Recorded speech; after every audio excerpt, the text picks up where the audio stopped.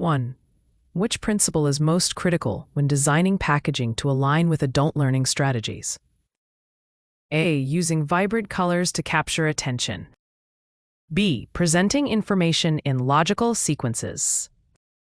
C. Prioritizing entertainment value over clarity. D. Limiting text to fewer than 10 words. 2. In label design, what evaluation method best measures consumer comprehension? A. Peer review by designers. B. Focus group testing. C. Internal staff survey. D. Visual aesthetics ranking. 3. Which curriculum development approach ensures packaging training aligns with regulatory standards? A. Backward design starting from compliance outcomes. B. Teacher-centered memorization of design rules. C. Ignoring standards to foster creativity. D. Using only visual design workshops. 4. How can communication theory enhance the effectiveness of product labels? A. By reducing information density and improving clarity. By adding as many claims as possible. C. By prioritizing decorative typography. D. By minimizing space for safety instructions. 5. Which regulatory compliance element must always be integrated into food packaging? A. Trademark information only. E. Mandatory nutritional labeling. C. Designer's logo and copyright.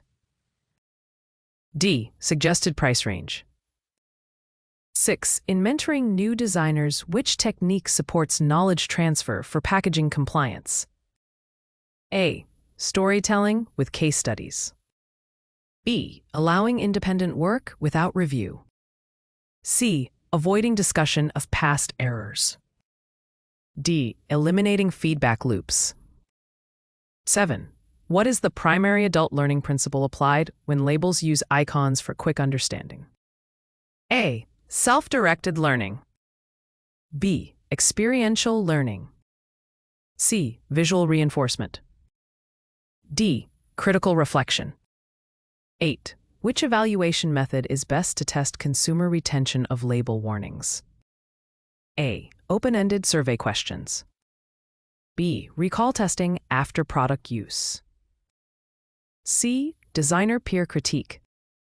D. Retail shelf observation only. 9. What communication method is most effective for multilingual packaging? A.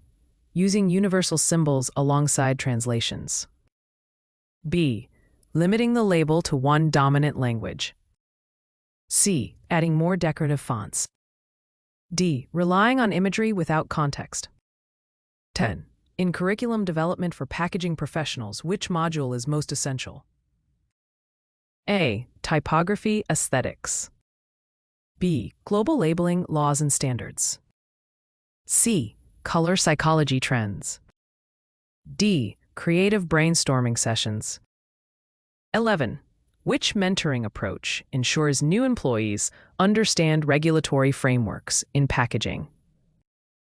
A. Assigning compliance audits with guidance. B. Allowing unsupervised experimentation. C. Skipping regulatory discussions. D. Focusing only on design creativity. 12. What is the primary communication challenge with overly complex labels? A. Reduced consumer understanding. B. Higher printing costs. C. Improved product trust. D. Easier compliance review. 13. Which evaluation method directly assesses the usability of label instructions? A. Eye tracking studies. B. Financial performance metrics. C. Employee design satisfaction. D. Competitor analysis. 14. What adult learning technique is applied by incorporating real-world case studies in packaging design training? A. Abstract theory application. B. Experiential problem solving. C. Memorization drills. D. Passive observation. 15. Why is regulatory compliance essential in pharmaceutical packaging? A. To enhance marketing appeal. B. To prevent health risks and ensure legal approval. C. To reduce printing costs. D. To increase shelf visibility. 16. Which mentoring strategy develops independent compliance awareness in trainees? A. Guiding self-audits of packaging projects. B. Limiting exposure to compliance documents. C. Providing all answers directly. D. Encouraging only design experiments.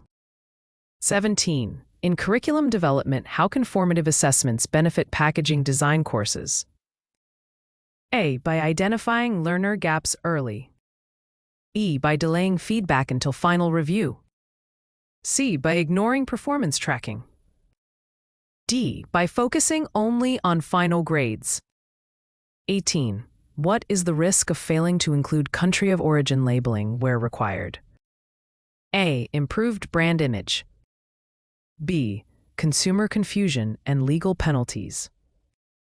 C. Reduced printing costs. D. Simplified design process. 19. Which adult learning principle applies when labels include QR codes linking to tutorials? A. Self-directed exploration. B. Teacher-centered instruction. C. Memorization technique. D. Passive learning. 20. Which evaluation tool best measures consumer trust influenced by eco-labeling? A. Market surveys on environmental perceptions. B. Designer preference ratings. C. Cost reduction analysis. D. Competitor imitation. 21. Why is typography choice a communication concern in packaging labels? A. It affects readability and accessibility. B. It reduces compliance requirements. C. It increases design award chances. D. It limits branding flexibility. 22. Which mentoring activity supports retention of complex labeling regulations? A. Role-playing regulatory audits. B. Ignoring compliance tasks. C. Allowing unsupervised design drafts. D. Memorizing aesthetic guidelines only. 23. What is the role of summative evaluation in packaging training? A. To confirm learners meet competency standards. B. To replace all feedback methods. C. To eliminate compliance modules. D. To assess employee satisfaction only. 24. Which compliance requirement is universal in hazardous chemical labeling? A. Safety symbols and hazard statements. B. Price labeling. C. Designer's signature. D. Marketing slogans. 25.